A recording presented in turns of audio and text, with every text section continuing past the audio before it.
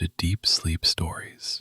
Thank you to everyone who's been listening. If these stories help you relax or fall asleep, a short review, comment, or sharing the podcast with someone who might benefit is a simple and meaningful way to support the show so that we may continue to offer it for free. Now, take a slow, gentle breath and let's begin tonight's story. Welcome to Deep Sleep Stories, a quiet little harbor for your tired mind. Tonight you are invited into a warm and whispering place where an old bookshop waits beneath a balcony and a gentle serenade drifts through the night air. For now there is nothing you need to do and nowhere you have to be. You can simply lie back or settle into whatever position feels most restful. Let your hands grow still. Let your face soften.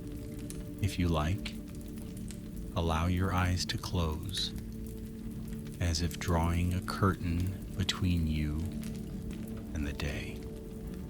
Take a slow, deep breath in, noticing the way your chest rises, the way the air feels cool as it enters. Then exhale longer than you inhaled, and imagine the day flowing out of you like ink dissolving in clear water. Another gentle breath in, a soft breath out.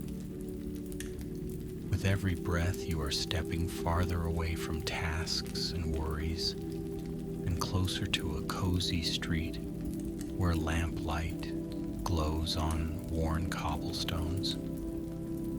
In your mind, you begin to stroll down that quiet street.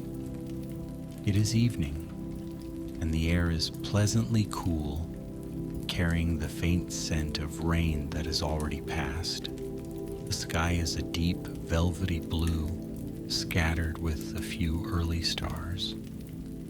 As you walk, you hear the soft hush of your own footsteps and the distant murmur of a town settling into sleep.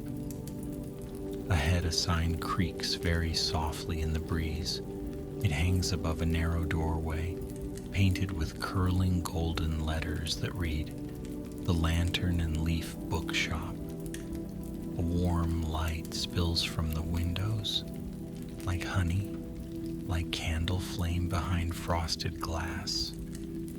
You pause outside for a moment, breathing in the faint perfume of old paper, binding glue, and polished wood.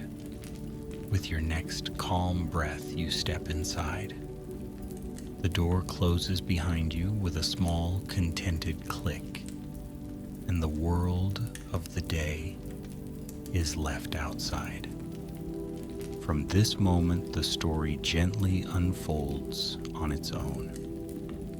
In the heart of the town, where the cobblestones remembered many footsteps and the lamplight seemed to grow softer with age, stood the Lantern and Leaf Bookshop.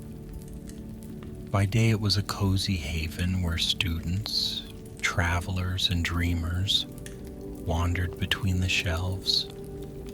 By night it became something quieter and more secret, like a shared breath between the town and the stars. The bookshop was narrow from the street, but once inside, it stretched farther back than seemed possible, with aisles that meandered like paths through a small forest. Shelves climbed from floor to ceiling, stooping under the weight of stories. Their spines formed a tapestry of faded reds, mossy greens, and soft browns. Dust motes hung in the air, moving lazily through shafts of lamplight, as if time itself had decided to slow down there. Behind the main counter, where a brass bell waited patiently to be rung, a staircase spiraled up to a small wooden balcony. The balcony overlooked the entire bookshop and reached out over the street through a pair of old glass doors, framed by curtains as light as breath. Through those doors, on most nights, the town could hear a serenade. The song came from the shop's keeper, a quiet person named Aurelia, who loved books nearly as much as she loved music. During the day, her hands moved calmly over registers and stacks of novels, over handwritten recommendations tucked into pages. But when the sun slipped away and the last customer's footsteps faded down the street, Aurelia had another ritual, one woven out of habit and simple affection. It began with the turning of the sign on the front door. The side that greeted the world with a welcoming open would be gently flipped, the word closed, now facing the sleeping street. After locking the door, Aurelia would walk through the aisles, fingers trailing lightly along the shelves, straightening a book here, smoothing a stack there, as if tucking each story in for the night. On a small table near the back, she always paused by an unruly stack of poetry.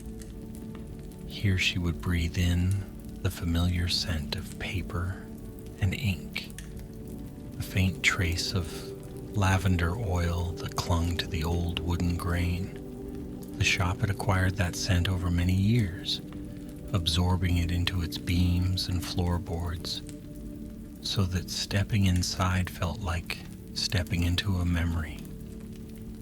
Aurelia's cat, a gentle gray creature named Morrow, usually followed at her heels.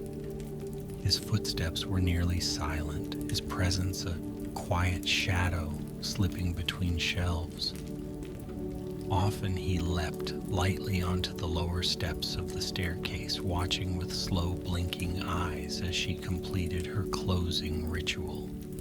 When everything felt ready and settled, Aurelia would switch off a few lamps, leaving the shop dim and velvety. Only the softest lights remained, little pools of gold on the counter and at the reading chairs.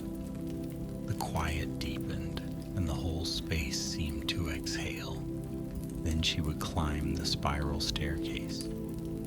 Each step had learned the sound of her tread. The wood creaked in friendly recognition, not loudly, but with a soft, familiar sigh. At the top, the balcony opened like a small wooden nest.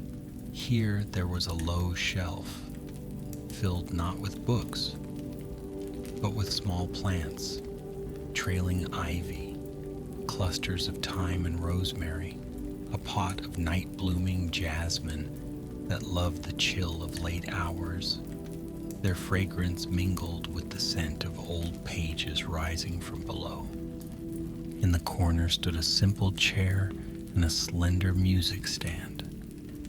A violin case rested beside them, worn smooth at the edges from many nights of being carefully opened and closed. Aurelia would place a hand lightly atop the case, as if greeting an old friend, and then she would unlatch it. The violin inside held the mellow color of amber, its varnish rubbed satin soft where her chin and fingers had touched it over the years. The bow, equally familiar, lay nestled against it, its horsehair waiting to be drawn across the strings.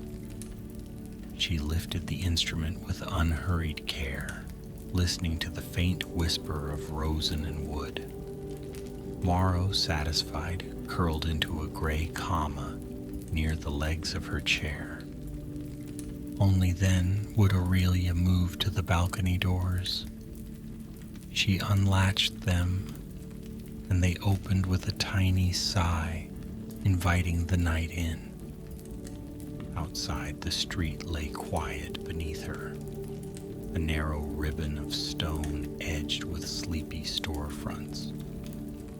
A few windows across the way still glowed softly, but most had already gone dark. The lamplight washed the cobblestones in gentle gold, and somewhere, not too far away, a clock tower ticked toward the next hour with delicate patience. Aurelia stepped out, feeling the night air brush her skin like cool silk. On some evenings, the moon floated low and bright above the rooftops. On others, clouds moved slowly, thick as wool, holding back the stars. Whatever the sky chose, she welcomed it with the same calm acceptance, the same quiet gratitude. She lifted the violin to her shoulder. The first notes of her serenade were always the softest. They rose from the strings like breath, a tone so gentle that it might have been mistaken for part of the night itself. The melody wandered at first, shy and curious, as if testing the air.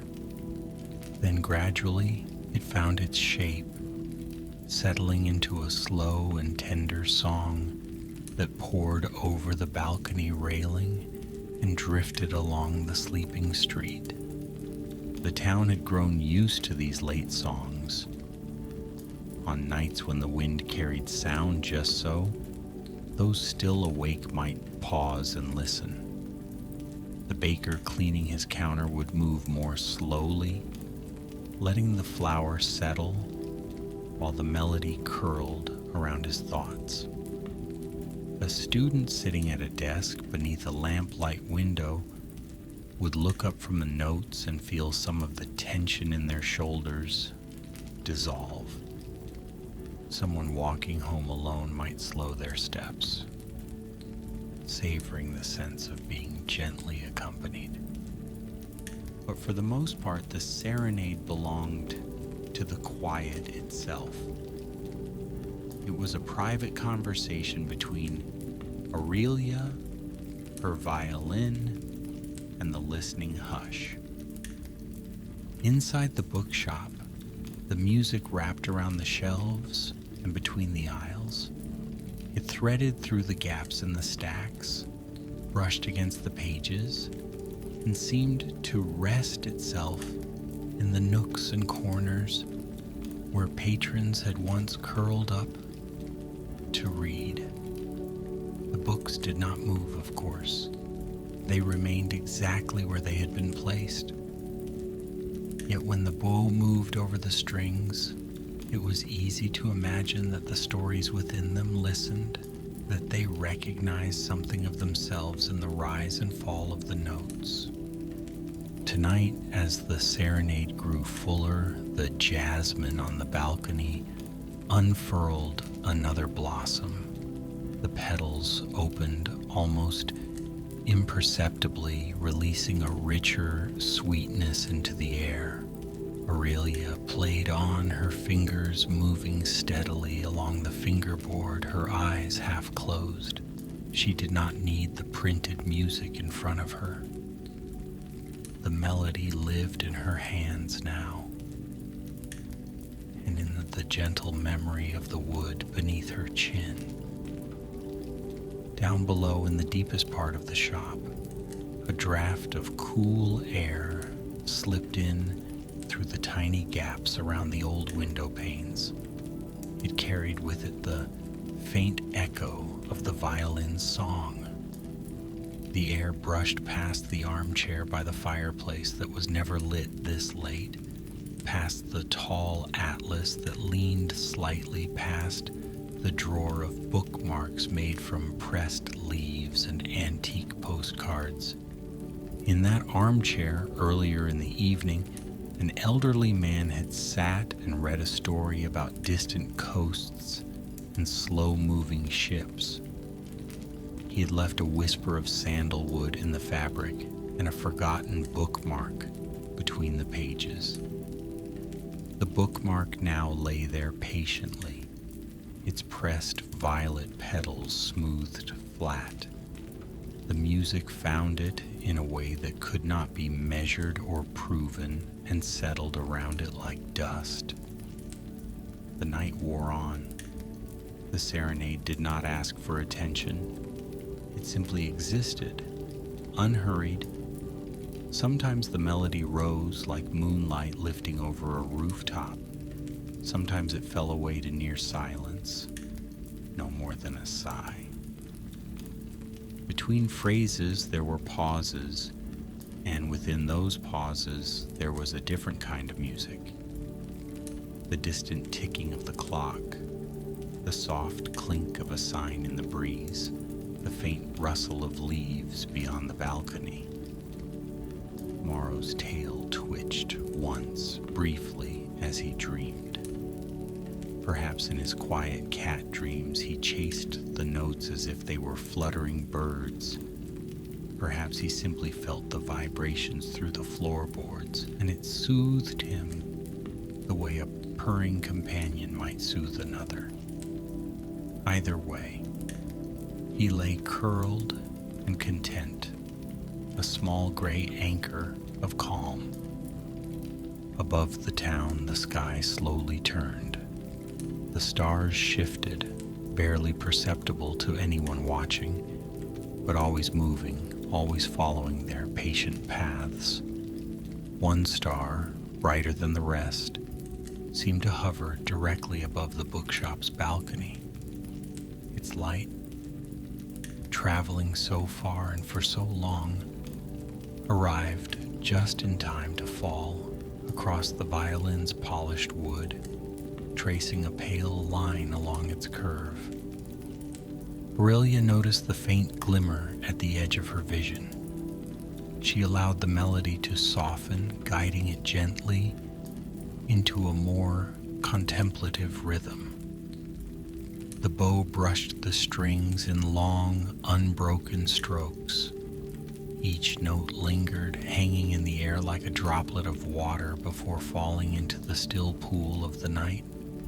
She thought, as she often did at such moments, of how many stories were gathered in the shop below her. Thousands of pages, thousands of voices whispering from their places on the shelves. Adventure and quiet, sorrow and joy, all breathing silently in the dark. The serenade was, in its own way, a thank you to them all, and to the people who came seeking something they did not always have words for. Sometimes in the days, a child would ask why the bookshop had a balcony. It seemed strange to them, perhaps, that a bookshop should also have a small stage above the street. Aurelia would smile and answer lightly that the books liked to hear music now and then, and that the balcony was the perfect place to play for them. The child would usually accept this, wide-eyed, as if she'd confirmed a suspicion they already held. Tonight, the suggestion felt almost literal. The violin's song drifted down in soft spirals, touching the height of each shelf as if to greet it. If the books dreamed, surely this was the sound that escorted them into that drowsy realm, where their stories stirred gently, but did not yet wake. Across the street, in a small apartment above a bakery, a young painter named Milo listened from his open window. He had known the sound of the balcony serenades since he was little, first as a mysterious music that appeared on certain evenings, and later as something expected and beloved, like a familiar star. He never spoke much to Aurelia beyond polite greetings and the occasional chat about a new art book, but he felt connected to her through the music. Tonight, Milo had been cleaning brushes, his hands moving slowly, when the first notes reached him. He set the brushes aside and leaned on his windowsill, letting the gentle vibrations travel across the narrow space between their buildings. He did not strain to hear every note. Instead, he allowed them to wash over him, a background hush that helped his thoughts grow soft around the edges. He imagined the balcony he could not quite see from his angle, the outline of Aurelia with the violin at her shoulder, the plants tucked along the railing, the cat curled nearby. In his mind, he drew the scene with effortless lines, each stroke slow and sure. If he ever painted it, he decided, he would use the softest shades he could find, the colors of worn pages and twilight sky. Farther down the lane, an older couple took their regular evening walk. They moved arm in arm, their steps unhurried. On nights when the Serenade played, they would always choose the path that passed beneath the bookshop balcony. They never said this aloud, but both knew it. As they walked by tonight, the music descended like a blessing. The notes floated above them, then around them, threading gently through their joined hands. They said nothing, not wanting to break the fragile, tender silence wrapped around the melody. Their footsteps echoed softly, then faded as they continued on, taking the memory of the Serenade with them. Within the bookshop, the air grew cooler, and the scents of paper and jasmine deepened. The lamps below cast long, slow-moving shadows as the flames flickered. The spiral staircase glowed faintly, each step wearing a halo of light.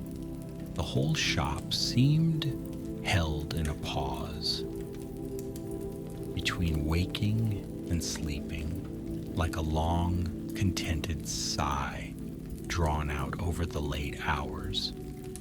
Aurelia's arms began to feel pleasantly heavy, the comfortable weight that comes from playing not from strain but from a gentle, extended focus. She let the melody shift into its final passages, phrases looping back on themselves, returning to familiar motifs. The Serenade traced circles through the night, like ripples in water, slowly moving farther apart. On the balcony railing, a single ivy leaf loosened from its vine and drifted downward. It turned in the air, catching a bit of lamplight, and then landed softly on the wooden boards. Morrow's whiskers twitched at the faint sound, and he opened his eyes, regarding the leaf with mild curiosity, before deciding it posed no threat to his comfortable curl. The star above the bookshop remained steady, like a watchful eye. The clock in the distance chimed another hour, its tones reaching the balcony in softened echoes. The town, almost entirely asleep now, seemed to draw its blankets closer. The final notes of the Serenade were always the quietest. Tonight was no exception. Aurelia guided the bow in a slow descending phrase, each note shorter and softer than the last. The melody folded in upon itself, fading like the last light on the horizon. When it ended, there was no abruptness, no line where sound stopped and silence began. Instead, the music thinned gradually, becoming breath, becoming night, until only the hush remained. For a time she stood very still. The violin rested against her shoulder, the bow suspended just above the strings. She watched the street below, listening to the absence of the song, to the gentle continuation of life's quieter sounds. A window closing somewhere, the small rattle of a cart being tucked away, the rustle of a bird shifting in its nest. Eventually, with the same care she had begun, Aurelia lowered the violin and slipped it back into its case. She stroked the wood once, a silent thank you, then closed the lid. Morrow rose and stretched, his spine arching in a graceful curve, paws kneading the boards before he padded over to her. She closed the balcony doors and latched them, leaving the night outside to carry the last traces of the serenade wherever they wished to drift. Inside, the bookshop glowed faintly, the lamps now turned down to their lowest. The spiral staircase sighed once more as she descended, cat in tow. Below, she moved through the aisles one last time, checking that windows were closed and that no book lay forgotten on a table. Her fingertips skimmed the edges of the shelves, a final good night to the volumes resting there. She did not speak, but if she had, the words would have been simple and fond. When everything was ready, she extinguished the remaining lamps. One by one, the pools of light withdrew, leaving the shop in soft darkness. The only glow came from the faint line of light under the door to the street, and from a tiny candle left burning in a safe little lantern behind the counter, the smallest of watchful stars. The Lantern and Leaf Bookshop settled into stillness. Outside, the town slumbered. The couple who had walked beneath the balcony now slept side by side, their dreams laced with fragments of music they might not even consciously remember. Milo, the painter, had dozed off at his desk, his sketch of the balcony unfinished, a pencil resting loosely in his hand. Somewhere, a child turned in their sleep, clutching a favorite book, the faint echo of a distant violin curling around their dreams like a lullaby. High above, the star that had watched the serenade continued its slow journey across the sky. Its light brushed the rooftops, the chimneys, the quiet chiming clock tower. It touched the balcony railing, the closed glass doors, and the sleeping plants clustered along the sill. The world held its breath in a long, restful pause, and as the night deepened, the quiet story of this small town and its bookshop folded gently like the closing of a well-loved book at the end of a chapter. Now, as you drift alongside this scene in your mind, everything grows even softer. The cobblestone street becomes a hazy path, the lamplight a gentle blur of gold. The bookshop's sign sways more slowly now, its creak almost too faint to hear. The sounds of the town recede like waves moving back from the shore, leaving only a calm, spacious silence. You can imagine yourself resting somewhere nearby, perhaps in a comfortable chair by the bookshop window or on a quiet bench along the street. You feel the cool touch of night air on your skin, perfectly comfortable, perfectly safe. The memory of the serenade lingers as a warmth in your chest, a gentle glow that asks nothing of you at all. Your breath moves in an easy rhythm like the bow once moving across the strings. Inhale, as if gathering the faint fragrance of jasmine and old paper. Exhale, as if releasing any last remnants of the day. Each breath carries you deeper into rest, deeper into the hush that has settled over the town. The shelves inside the bookshop are still and dark, but not empty. They hold stories resting, waiting, unhurried. You too are resting. There is nothing to finish, nothing to fix. The night will pass in its own kind, steady way. Whether you think about it or not, you are allowed to let go now. Sense how your body feels heavier, cradled by the bed beneath you, supported fully. Your hands loosen, your jaw relaxes. Even the tiny muscles around your eyes grow calm. Thoughts may drift in like visitors, but they do not need to stay. They can slip away again, the way the music slipped into silence at the end of the serenade. Above you, somewhere far beyond walls and ceilings, the same star still travels. Its light is gentle, slow, and patient. You do not need to see it for it to be there, watching over the quiet world.